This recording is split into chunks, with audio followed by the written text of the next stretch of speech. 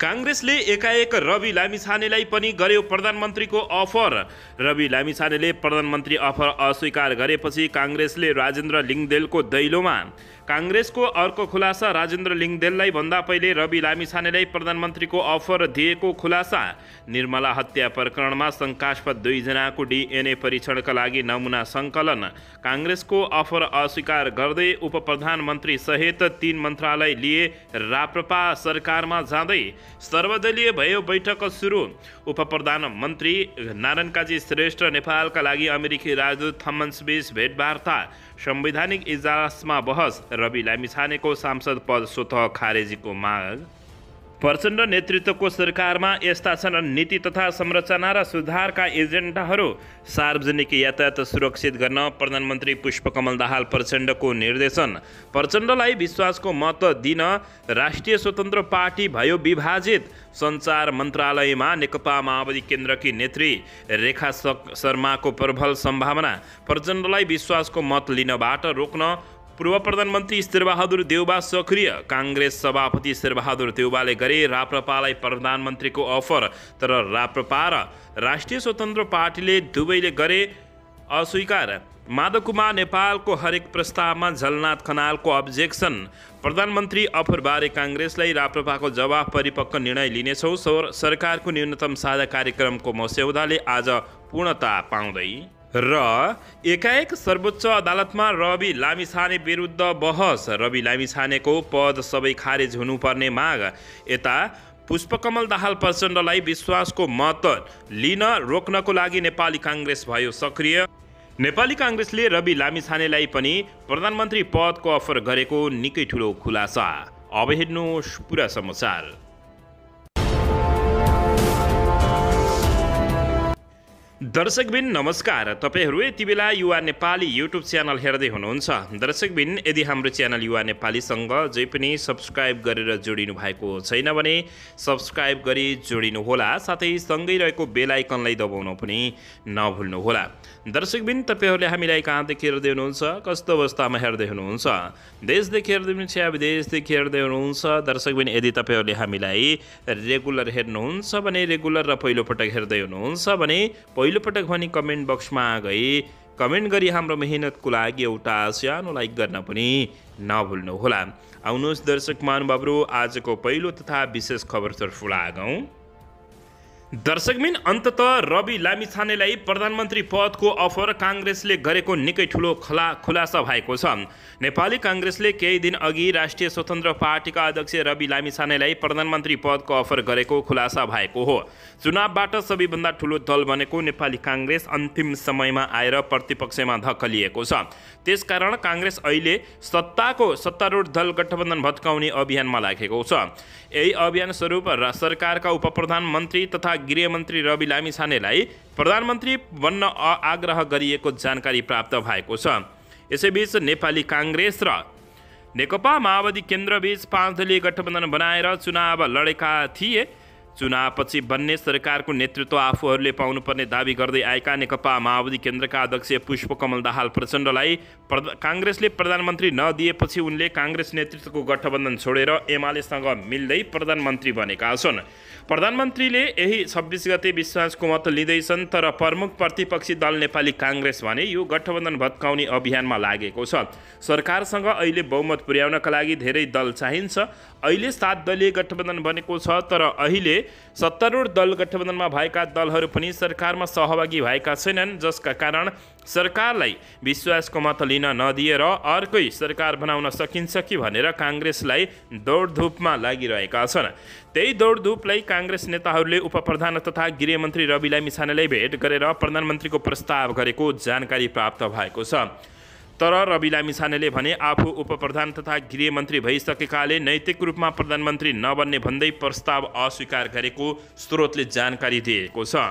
दर्शकबिन स्रोतले रवि लामिछानेको भनाइ उद्धृत गर्दै भने म यो गठबन्धनमा उपप्रधान तथा गृहमन्त्री भइसकेको छु। यही सरकारलाई निरन्तरता दिन्छु। पार्टी बनाएको छोटो समय भएको छ। सत्ताका लागि यस्तो बेइमानी गरेमा जनताले मलाई दण्डित गर्छन्। त्यही भएर म यही सरकारको पक्षमा छु। यही बसेर जनताको पक्षमा काम गर्ने रवि लामिछानेले बताइएको छ। रवि लामिछानेले प्रधानमन्त्री प्रस्ताव अस्वीकार गरेपछि काङ्ग्रेस राष्ट्रिय प्रजातन्त्र पार्टीको ढोका ढकढकाउन पुगेको थियो। काङ्ग्रेसले राप्रपालाई प्रधानमन्त्रीको प्रस्ताव गरेको तर आफूहरूले अपरिपक्व निर्णय नगर्ने भन्दै प्रस्ताव अस्वीकार गरेको राप्रपा महामन्त्री धवल शमशेर राणाले बताएका हुन्। उनले भने नयाँ सरकार बनेको यति छोटो समयमै साथ छोड्नु अपरिपक्वता र अविश्वसनीय काम हुन्छ। काङ्ग्रेसको अफरलाई पत्याउने आधार छैन। ऊ आफै आन्तरिक रूपमा विभाजित छ। राप्रपा काङ्ग्रेसको लोभमा पर्दैन। यही गठबन्धनलाई साथ दिएर अगाडि बढ्ने र दायाँ बायाँ नगर्ने उनले बताएका हुन्। काङ्ग्रेस सत्ता बाहिर बस्नुपर्दा जसरी पनि यो गठबन्धन भत्काउने अभियानमा लागेको छ, उसले अहिले ससाना दलहरूलाई प्रधानमन्त्रीको अफर गर्न थालेको छ। जबकि अघिल्लो गठबन्धनमा चुनावपछि माओवादी केन्द्रका अध्यक्ष प्रधानमन्त्री पुष्पकमल दाहाल प्रचण्डलाई प्रधानमन्त्री बनाउने भद्र सहमति भएको माओवादी नेताहरूले बताउँदै आएका छन्। अन्तिम समयमा आएर काङ्ग्रेसले प्रचण्डलाई प्रधानमन्त्री नदिने पदाधिकारी बैठकबाट निर्णय गरेको थियो। पदाधिकारीको बैठकबाट प्रधानमन्त्री मात्र होइन, राष्ट्रपति पनि अरू दललाई नदिने निर्णय गरेको थियो। अहिले गठबन्धन भत्काउने काममा लागेको काङ्ग्रेसमा भने झन् ठुलो विवाद चलिरहेको छ। आफ्नो नेतृत्वमा सरकार बनाउन नसकेको, गठबन्धन टिकाउन नसकेको भन्दै सभापति शेरबहादुर देउवाले राजीनामा दिनुपर्ने समेत माग उठेका छन्। उता देउवा पक्षका नेताहरूले महामन्त्री गगन कुमार थापा लगायतले राजीनामा दिनुपर्ने माग गरेका छन्। दर्शक महानुभावहरू, नेपाली काङ्ग्रेस न यता न उता गएको जानकारी प्राप्त भएको छ। दर्शकबिन यसैबीच यता सर्वदलीय बैठक सुरु भएको छ। प्रतिनिधि सभाका ज्येष्ठ सदस्य पशुपति शमशेर जबराको आह्वानमा सर्वदलीय बैठक सुरु भएको हो। नयाँ बानेश्वर स्थित सङ्घीय सांसद भवनको शङ्कर हलमा बैठक जारी रहेको छ। अबको सांसदको कार्यकाल तथा प्रक्रिया विषयमा छलफल गर्न सभामुखको भूमिका निर्वाह गर्ने लगायत गरिरहेका ज्येष्ठ सदस्य जबराले बैठकमा लगायतका कुरा राखेको जानकारी प्राप्त भएको छ। दर्शक महानुभावहरू, यसैबीच यता गृहमन्त्री रवि लामिछानेको नागरिकताबारे संवैधानिक इजलासमा बहस चलिरहेको छ। सांसद पद स्वतः खारेजीको माग गरिएको छ। उपप्रधान तथा गृहमन्त्री रवि लामिछानेको नागरिकता विवादका विषयमा शुक्रबार सर्वोच्च अदालतको संवैधानिक इजलासमा सुनाइ गरिएको हो। कामु प्रधान न्यायाधीश हरिकृष्ण कार्की, न्यायाधीशहरू स्तव प्रसाद खतिवडा, आनन्द मोहन भट्टराई, अनुल कुमार सिन्हा र प्रकाशमान सिंह राउतको इजलासमा बहस भएको हो। प्रारम्भमा रिट निवेदकको तर्फबाट बहस भएको छ भने बहसका क्रममा रिट निवेदकका कानुन व्यवसायीहरूले रवि लामिछानेको सांसद पद खारेजीको माग गरिनुपर्ने जिकिर गरेका हुन्। बहस गरेका वरिष्ठ अधिवक्ता सुरेन्द्र भण्डारी र अधिवक्ताहरू अमृत खरेल, रमण कणसहित कानुन व्यवसायीहरूले रवि लामिछानेको नेपाली नागरिकता नभएकाले उनको संसद पद स्वतः खारिज हुनुपर्ने जिकिर गरेका छन्। अमेरिकाको नागरिकता त्यागेपछि नेपाली नागरिकता नलिएको र स्वतः खारिज भएको नेपाली नागरिकता बुझाएर प्रतिनिधि सभा सदस्य निर्वाचनमा भाग लिएको रवि लामिछानेको सांसद पद खारिज हुनुपर्ने उनीहरूले माग गरेका छन्। नेपाली नागरिकले मात्र निर्वाचनमा भाग लिन पाउने रिट निवेदकका तर्फबाट कानुन व्यवसायीहरूले रवि लामिछानेको उम्मेदवारी अवैध घोषित गरेर संसद पद स्वतः खारिज हुनुपर्ने तर्क गरेका हुन्। दर्शकबिन यसैबीच यता प्रचण्ड नेतृत्वको सरकारमा नीतिगत संरचना सुधारका एजेन्डा रहेका छन्। वर्तमान सत्तारूढ दल गठबन्धनले सरकारका नीति संरचना र सुधारका एजेन्डाको खाकालाई अन्तिम रूप दिँदैछ। नेकपा माओवादी केन्द्रका अध्यक्ष पुष्पकमल दाहाल प्रचण्ड नेतृत्वको सरकारले कार्यान्वयन गर्ने गरी नीतिगत संरचना सुधारका एजेन्डाको खाका तयार पारिएको हो।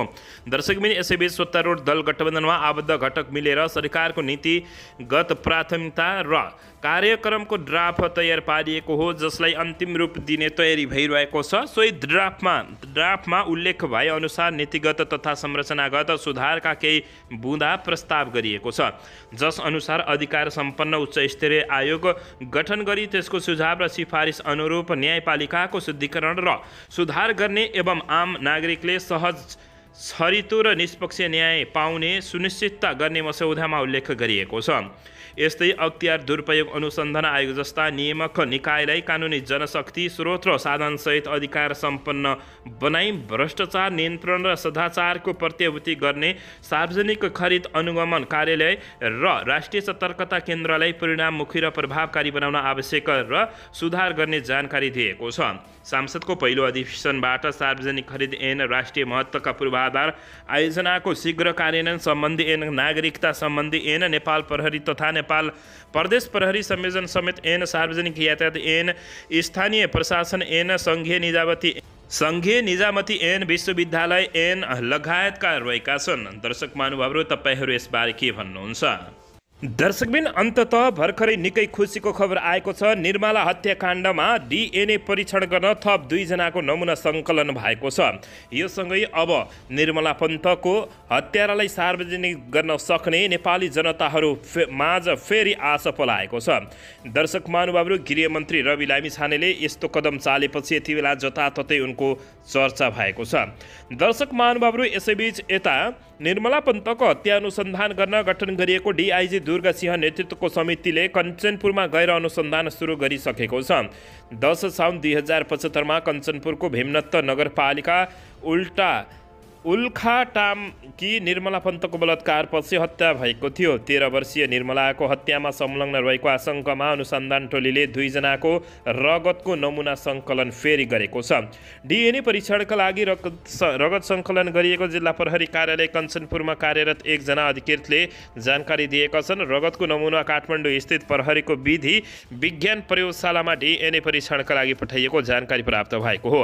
यसअघि पक्राउ गरिएका दिलीप सिंह विष्टको DNA भजाइनल स्वाबसँग नमिलेपछि उनलाई रिहा गरिएको थियो। निर्मला पन्तको हत्या भएको 25 दिनपछि प्रहरीले दिलीप सिंह विष्टलाई पक्राउ गरे पनि 2075 भदौ 26 मा जिल्ला अदालतले संलग्नता पुष्टि गर्ने आधार नभएको र DNA म्याच नभएको भन्दै विष्टलाई साधारण तारिखमा रिहा गर्न आदेश गरेको हो।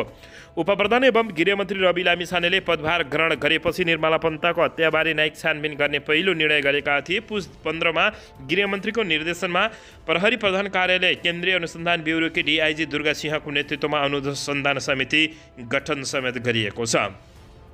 दर्शक महानुभावहरू, अन्ततः निर्मला हत्याकाण्डमा DNA परीक्षण गर्न 2 जनाको रगत नमुना सङ्कलन गरिएको छ। यो सँगै दर्शक महानुभावहरू, गृहमन्त्री रवि लामिछानेले रिजल्ट निकाल्न सक्ने समेत आकलन गरिएको छ। यसको बारेमा तपाईहरूले के भन्नुहुन्छ? लाइक गर्न नभुल्नुहोला।